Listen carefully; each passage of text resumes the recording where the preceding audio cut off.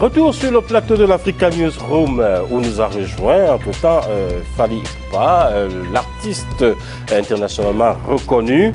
Face à lui donc David Wabeladio qui est inventeur d'une écriture dont on parlera tout à l'heure. Ensemble, nous allons faire le point de l'actualité. Et puis, nous allons commencer par les réactions des téléspectateurs et autres encore, Marie-Angèle.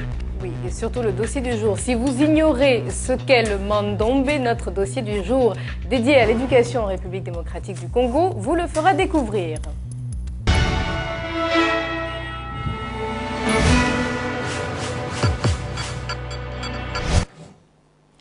Alors, dans l'inconscient collectif, l'Afrique est essentiellement perçue comme une civilisation de l'oralité et pourtant, ils sont nombreux les Africains qui ont inventé une écriture depuis les hiéroglyphes des Égyptiens. L'une des dernières inventions en matière d'écriture vient d'Afrique centrale et elle intéresse de plus en plus, bien au-delà des frontières africaines. Sur les traces du Mandombé, c'est un dossier de notre envoyé spécial Lizestri Askizimana qui s'est rendu en République démocratique du Congo pour rencontrer l'inventeur de cette écriture.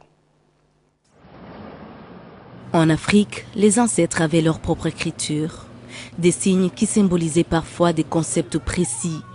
Mais à part l'Égypte avec les hiéroglyphes et le Cameroun avec le Shumon, l'écriture des Bamoun, aucun autre pays n'avait reconnu jusqu'alors une écriture inventée par un Africain.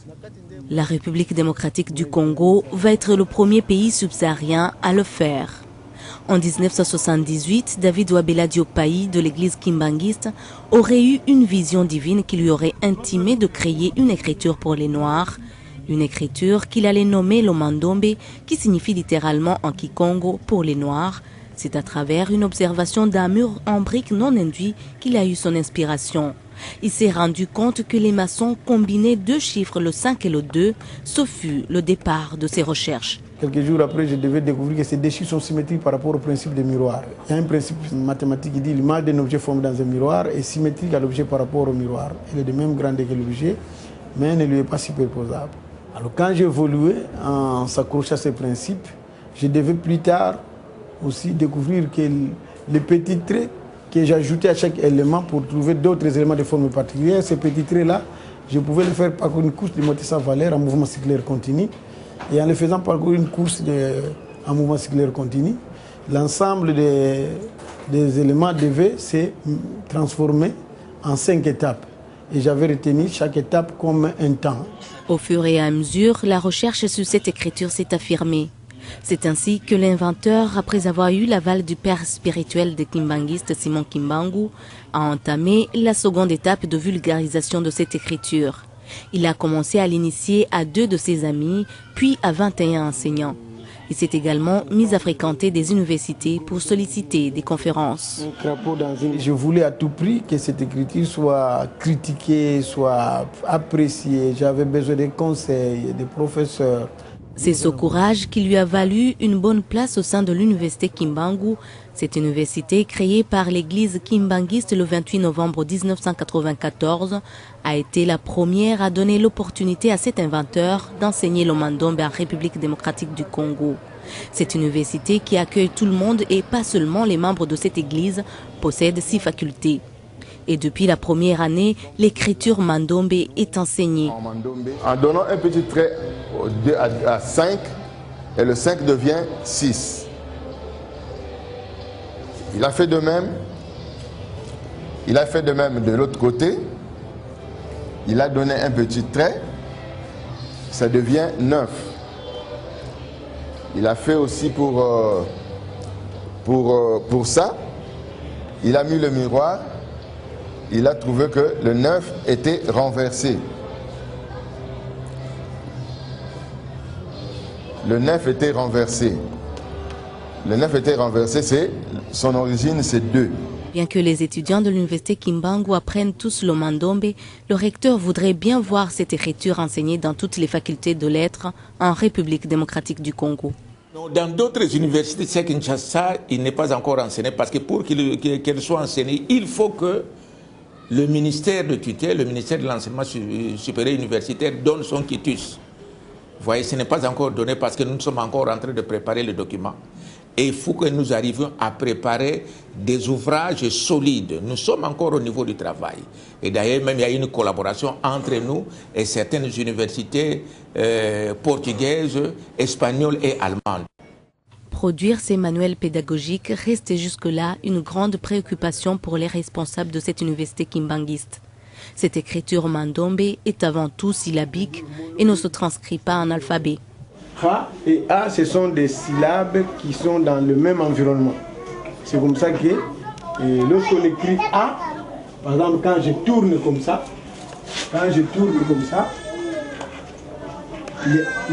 le Ha ici devient A. Cet inventeur de l'écriture mandombe a rencontré le ministre de l'Enseignement supérieur et universitaire.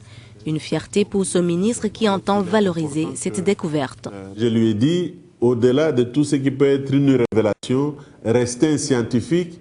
Le gouvernement voudrait donc vulgariser cette écriture, mais tout comme l'église kimbanguiste, il refuse que le mandombe soit informatisé par les étrangers. C'est tout à fait logique parce que, vous voyez, quand on parle de droit d'auteur, de droit d'invention, et la nation qu'on doit veiller à ce que d'abord elle s'approprie, qu'elle puisse en fait accompagner l'inventeur en s'appropriant cette découverte qui est très importante. Là, on disait que l'homme noir n'a rien inventé, Dieu est grand, il montre l'antériorité de l'homme sur le continent africain, il montre la place importante de cette Afrique centrale et de l'Est en reconstituant toutes les découvertes qui sont en train d'être faites. Et donc ici, il est important effectivement que cette invention puisse être valorisée. Valoriser cette écriture mandombe, la protéger et la vulgariser avant que les chercheurs étrangers ne s'en approprient est donc le grand challenge pour le gouvernement. Mais au moins, l'inventeur a déjà eu beaucoup de récompenses pour cette découverte. Le gouvernement congolais s'apprête à lui accorder un doctorat honoris causa pour avoir été l'inventeur de l'écriture négro-africaine en République démocratique du Congo. Alors, on a la chance d'avoir sur notre plateau David Wabeladjo. Comment est-ce que on passe d'une révélation spirituelle à une construction scientifique parlant du mandombe? D'abord, je sais qu'ici en Europe, beaucoup de gens ne croient plus en Dieu. Mais nous, en Afrique, nous avons toujours cru en Dieu. Et même dans la Bible, c'est écrit. Invoque-moi et je te révélerai des choses cachées. Si je ne me trompe pas, c'est sur Luc 33. Eh bien, c'est une longue histoire, mais je serai un peu bref. Oui, allez. J'étais très jeune, je n'avais pas envie de faire des recherches. Et je dormais dans ma chambre, j'avais entendu une voix dans le ciel, dans le rêve, qui m'avait parlé. Et cette voix m'a dit, allez en Kamba, allez prier, maintenant t'es béni dans la source sacrée. Je vais te donner une mission pour la race noire. À ce moment-là, j'étais catholique. Et j'en ai parlé à mes parents, les parents n'ont pas pris ça en considération. Et surtout que mon oncle qui vient en troisième position après ma mère est prêtre catholique. Et c'est lui d'ailleurs qui a fait que je sois baptisé catholique. Et puis après, bon, j'avais quand même insisté. Et nous étions partis avec mes parents. Et Nkamba, c'est la cité sainte de l'église kimbanguiste. Mais ce qui m'a beaucoup réconforté, parce que quand nous sommes arrivés au parking pour prendre le véhicule à destination de Nkamba, mes parents qui m'avaient accompagné ont vécu un grand miracle à tel point qu'ils ont vu maintenant l'apparition de Papa Simon Kimbangu qui était assis à ma gauche dans le véhicule. Et moi-même, je ne le voyais pas, mais ils ont vu et ils n'ont pas pu supporter sa présence. Ils ont fui. Donc une apparition divine. Fally, vous connaissez cette écriture-là, le mandombe? En fait, c'est la première fois, mais par contre, l'église kimbanguiste, vraiment, moi, je suis né, je suis d'une famille kimbanguiste aussi. Ma mère était kimbanguiste, ma tante, voilà, mais voilà, l'écriture, c'est la première fois, mais bon, je pense que la religion kimbanguiste, je respecte beaucoup. Et qu'est-ce que vous inspire cette écriture? Ouais, ça ne peut que me faire plaisir en tant qu'artiste et musicien. Ça, c'est comme on dit, c'est comme quand on écrit une chanson, c'est l'œuvre d'esprit. Donc, je respecte, surtout que c'est un Congolais. Donc, voilà, on ne peut que louer. Oui, monsieur Wabeladjo, on dit souvent que, enfin, Freud l'a dit, hein, que nos rêves sont l'expression de nos désirs refoulés. Est-ce que vous ne pensez pas qu'au fond de vous-même, vous aviez quelque part caché une envie d'inventer quelque chose? Et j'ai toujours dit aux gens, aux jeunes Africains, même dans les universités, parce que je viens déjà d'animer plus de 258 conférences à travers les universités, que nous ne pouvons pas raisonner dans ce sens-là. Parce que, vous voyez, aujourd'hui, d'après la statistique qu'on a faite par les experts, la jeunesse africaine ne s'intéresse pas à la recherche. Et si on voit en matière de recherche, c'est surtout l'Europe, les pays d'Amérique, hein, et puis de l'Asie. Maintenant, nous devons changer la donne, c'est-à-dire chercher comment percer ces murs-là. Mais est-ce que Mandombe, ça veut bien dire pour les Noirs? Mandombe, c'est un mot kikongo qui veut dire tout simplement ma, donc c'était en fait un mot composé. Hein. Ma qui veut dire maçon, qui veut dire écriture, Ndombe qui veut dire noir. Mais pourquoi attribuer une culture ou en tout cas une race à cette écriture? Parce qu'il n'y a pas forcément d'écriture pour les blancs, ou pour les jaunes, ou pour les rouges. Pourquoi pour les noirs? On dit les chiffres romains. Pourquoi on dit les chiffres romains? Ce sont des Romains qui ont créé ces chiffres. Ah là, mais ce ne sont pas les Romains qui utilisent ça. On dit aussi les tout le monde arabes. peut utiliser ça. D'accord. J'ai appelé ça c'est une écriture pour les Noirs, mais que tout le monde peut utiliser. Tout à fait. Demain, je pars à l'université, je serai en Allemagne. Il y a une université qui collabore avec moi. L'année passée, j'étais dans cette université, j'ai animé des conférences, on a formé des gens. Il y a même des professeurs qui ont déjà commencé la codification. Et j'ai vu aussi de Lisbonne. Je collabore avec la faculté des sciences sociales de l'université de Lisbonne. Donc l'écriture, c'est pour tout le monde. Tout le monde peut l'apprendre, mais qu'il sache que c'est une affaire qui est venue de l'Afrique noire, des Noirs. Comme nous connaissons aujourd'hui les chiffres romains, grâce aux Romains. Est-ce qu'il vous a donné envie d'apprendre cette écriture-là, en tout cas? Vous qui êtes congolais comme lui, est-ce que ça vous a donné envie d'écrire en Mandombe? Oui, vous savez, je suis congolais, donc surtout que ça parle de Mandombe, ça veut dire c'est pour les Noirs. Ben, je suis noir, j'ai essayé d'apprendre. Je pense que si c'est pour tout le Congo, tout le peuple congolais, en tout cas, ça ne me dérangerait pas. Il ne faut pas que ça soit ethnique. Vraiment, si c'est pour tout le Congo, en tant que Congolais, ça ne me dérangerait pas. Est-ce que vous avez une question à poser à David Wabeladjo? Ça sera en Kikongo ou en Lingala, parce que je comprends Kikongo ou en Lingala. Comme vous voulez. Ezali, écriture moko yozala pona Congo nyoso, muluba, mungala, muyombe, muswahili, bakoki ko apprendre en gros sans problème. Alors vous faites la réponse en français et vous traduisez. C'est ce que je venais de dire tout à l'heure. Oui, c'est ça. C'est vraiment... votre question veut dire, si l'écriture, c'est pour tout le monde au Congo. Voilà. C'est pas ethnique. Je vous dis déjà que je suis même surpris. C'est ce que j'avais dit au ministre la fois passée. Que ça c'est une affaire maintenant du gouvernement qui devait m'aider à vulgariser ça. Voilà. Et nous sommes déjà à Kikwiti, dans les Bandundu. À Idiofa, et nous sommes dans les Kasaï à Ilebo. Nous avons ouvert un grand centre. À Katanga, à Lubumbashi, il y a 5 centres. Au niveau de Goma, nous avons un centre. Et à Kisangani, je viens de Kisangani maintenant avant de venir en Europe. Donc ce que vous êtes en train de dire, c'est que tout le monde peut avoir accès à unir le pays. Alors, nos deux invités participent conjointement au rayonnement culturel de leur pays, l'un par sa musique et l'autre par l'écriture.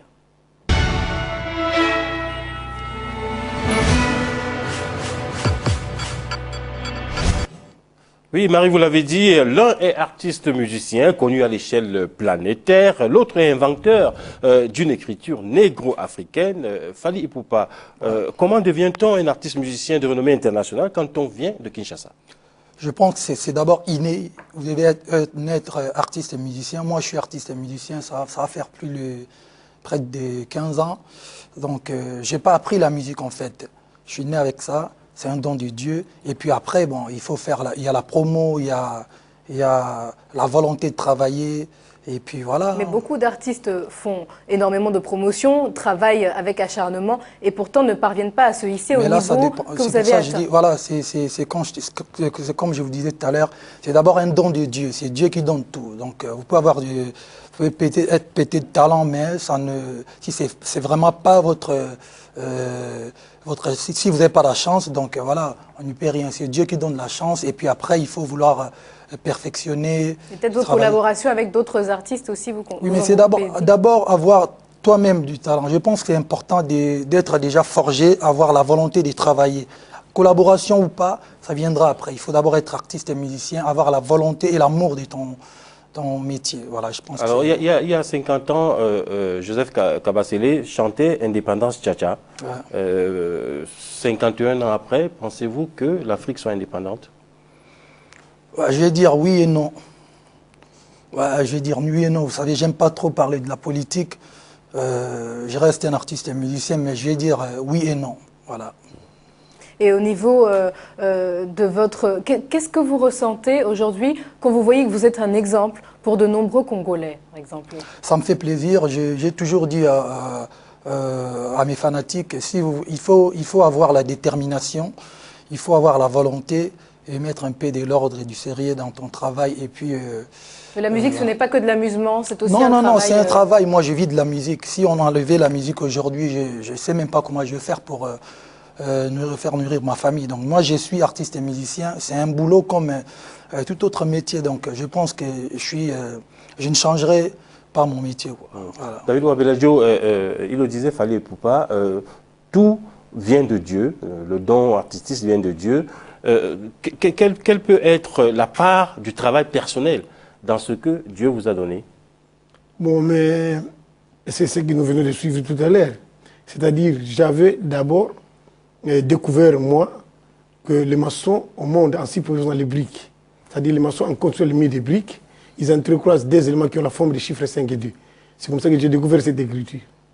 Et après, j'ai fait un rêve dans lequel j'ai vu, parce que quand j'avais découvert ça, je n'avais pas pensé à faire des recherches avec. J'avais pris ça pour une simple découverte. Mais quand j'ai dormi, la nuit, j'ai fait encore un autre rêve dans lequel Papa Simogimango est à Paris, dans le rêve, et il m'a dit que les deux chiffres-là qui étaient à découvert la journée, c'est avec ça que vous allez faire tout ce dont vous aurez besoin dans l'activité matérielle. Commencez à étudier ça. Et j'ai commencé à étudier ça.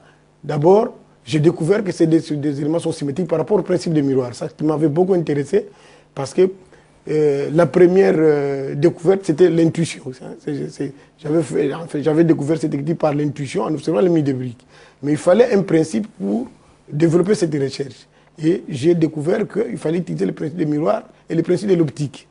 Et en se basant sur ces principes, plus tard, je me suis rendu compte aussi qu'il fallait ajouter des petits traits à chaque extrémité de ces deux éléments que j'avais découvert sur le milieu de briques, et qu'il fallait le faire parcourir une course de moitié sans valeur en mouvement circulaire continu. Donc ça a été une accumulation, une suite de mi-révélations, mi-sciences qui ont formé cette écriture. Voilà. Alors Fally, vous avez reçu de nombreuses récompenses à travers l'Afrique et même dans le monde. Alors quelle est votre actualité là? Est-ce que vous êtes en train de préparer un nouvel album pour vos fans?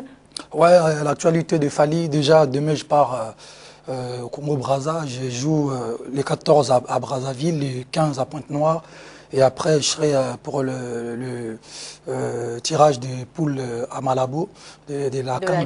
Voilà. Et puis je suis nominé le 6 novembre au MTV Europe Music Award.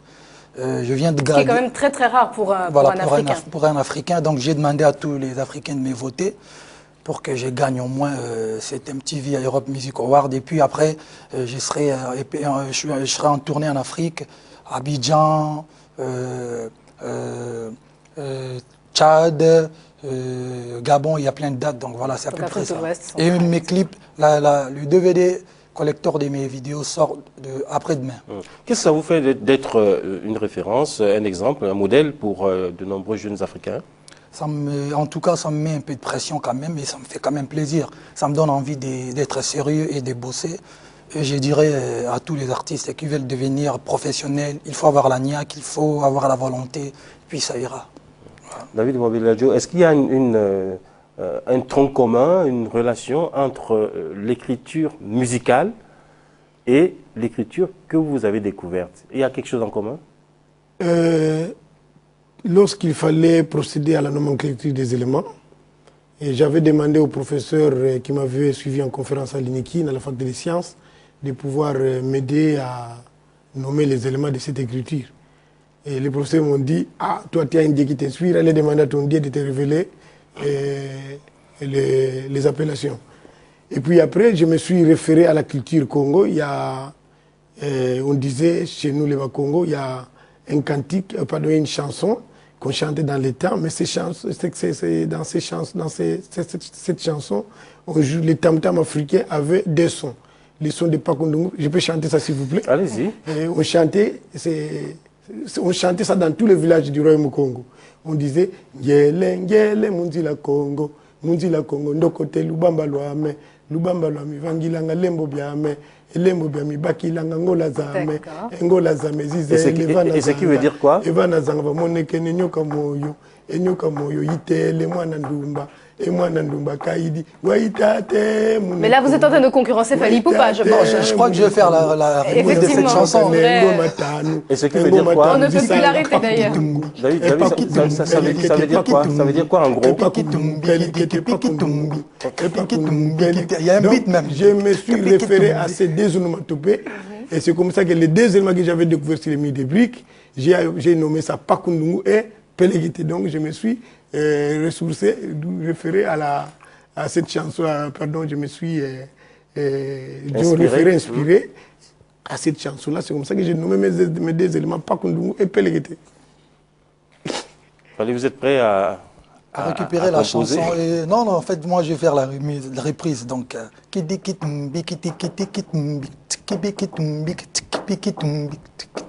en avant-première sur Africa 24, vous avez pu découvrir le prochain tube de Fally Ipupa. Voilà. Maria, qu'est-ce qu'il faut retenir de l'actualité africaine du jour? Les discussions à Khartoum entre les présidents Omar el-Béchir et Salva Kiir se sont achevées. Ils se sont engagés à résoudre au plus vite les litiges entre leurs deux pays. Le président Blaise Compaoré était à Taïwan. Il y a salué la coopération taïwanaise au Burkina Faso dans divers domaines. Et enfin, un autre président, celui du Nigeria, veut faire de la CEDEAO une grande famille. Pour Goodluck Jonathan, la sous-région ne doit souffrir d'aucune entrave à la coopération. Alors à suivre les news monde juste après la pause. À tout de suite.